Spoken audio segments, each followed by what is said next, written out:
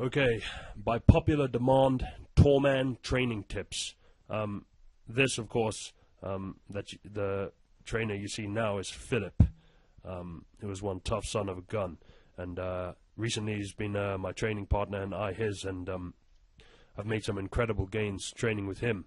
So the first tall man tip is if you're over 6'2" and I'm 6'4", and I know some of my friends out there on YouTube are 6'6", and you guys have got it the hardest. Do not, I repeat, do not seek a training partner who is tall. Do not seek a training partner who is the same height as you, or a similar height, or even taller. Find one of those short powerhouses like Philip here, and that's the guy you need to train with. So that's my first tall man tip, tall man training tip. Find yourself a short powerhouse training partner, because God is my witness, they're the only people who will be able to train with you. The majority of tall people are just not good trainers. They're not good bodybuilders, and that's a fact. The majority of tall men in bodybuilding just don't seem to be able to put mass on their frame, and I don't know what it is, but I'm glad I'm not one of them. And so I'm going to come now to the second training tip, and it's why I've put this footage here, the tall man training tip. And it is, if you watch the way Philip does his preacher bench dumbbell curls and the way I do them, there's a distinct difference. And hopefully you should see it now. If not, I'll tell you anyway. Nope, more narcissistic footage of myself. What you need to realize is when you are tall, you cannot get away with partial reps. You have to always use a full range of motion in almost all your movements, and full extension. So I would like you to compare the way I do a preacher bench dumbbell curl to the way Philip does them. And he does kind of almost partial reps, and you'll see it here when he does a preacher bench barbell curl, which we're doing here for our biceps. And now watch the way he does this. That's 65 kilos, no, 68 kilos he's doing there. You see the way he does it? He's not cheating. That's the way his shorter arms benefit from curling. And you can see that by the biceps peak he has, which is no joke. It's one of his strongest attributes. And but as a tall guy, if you try and do them, for instance, the way Philip's doing them, you're just not going to get the results, and you'll probably end up like all the other tall guys, over 6'4", 6'6", even 6'2", who just can't get the development. Especially biceps peak. Do you know how rare biceps peak is on a guy over 6'2", coming up 6'4", especially? Now watch the way I do them. Absolute full range of motion, as much as I possibly can without snapping my elbow off. That's what you need to do. It doesn't matter if it feels like your head's going to explode, which I assure you when I was doing this, my head felt like it was going to explode.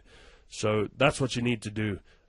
So the second tall man training tip is a full range of motion and full extension all the time. Scream through the weight, whatever.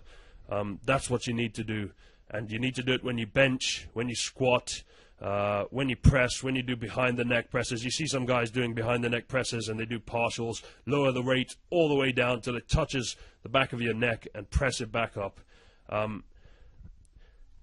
It's the way it works, and it's what I've found. That's how I've managed to put this much mass naturally on a 6'4" frame, and my height is 6'4" on the dot. That's not a round up, it's 6'4" on the dot.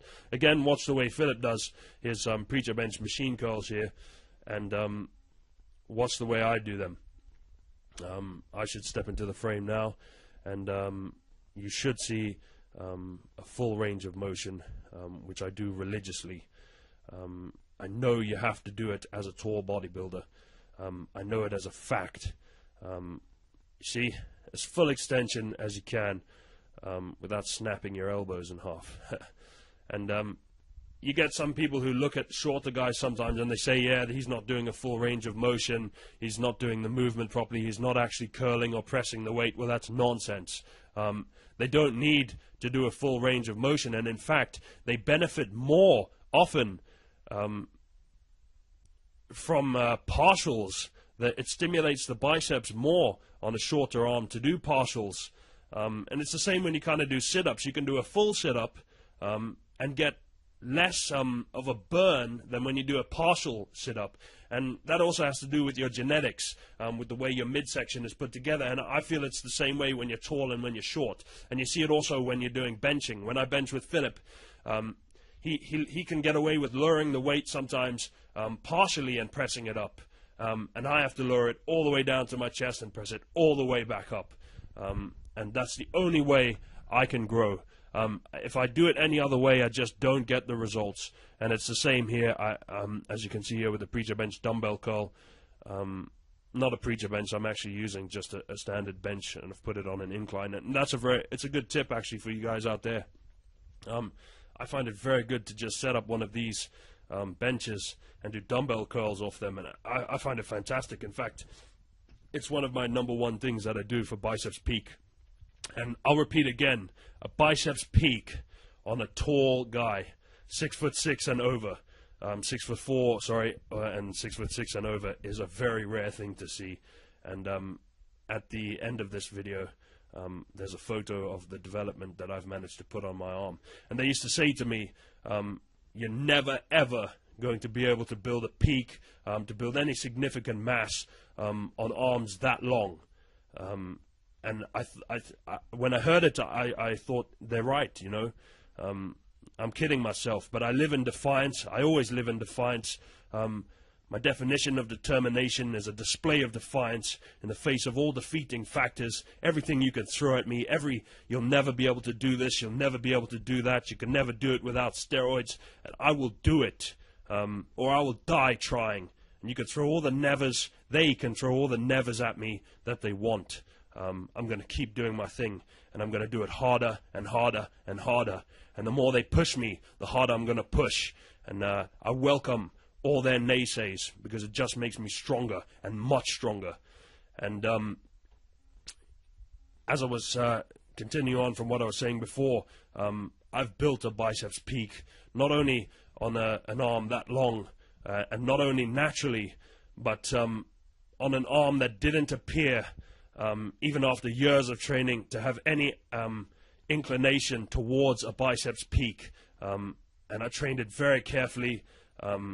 Other exercises than you see here, because these in fact are not per se all of them my exercises, but Philip's exercises, because when you train with a training partner, you do their exercises. But fortunately Philip's a reasonable guy, and we say, okay, you call the next exercise, I'll call the next one afterwards, and that's what we do. So we mix each other's exercises up, and that's a good way to go about training with a training partner. And I can throw a quick training partner tip out here to tall guys who are then going to have a shorter training partner, and it's be careful whenever you have a training partner, a new training partner. Remember that you're at risk of injury, no matter if they train harder than you or not. It's kind of the change in rhythm. Whenever you have a training partner, you are at risk of injury, so train carefully to begin with until you adapt to the rhythm of training with another training a training partner, basically. I'm used to training alone, so whenever I train with someone else, in the past anyway, I always got injuries, because the pace changes, the rhythm changes, the exercises often change, the weights change, you often push each other to train harder, and me and Philip certainly do that. And you've got to be cautious. Unfortunately, I haven't got any injuries training with Philip recently, because I've kept that in mind from the beginning. And I've made fantastic gains training with Philip, and it's reinforced my conviction that when you're a tall bodybuilder, you need a short training partner, one of those short powerhouses. So that's an important tip. I've trained with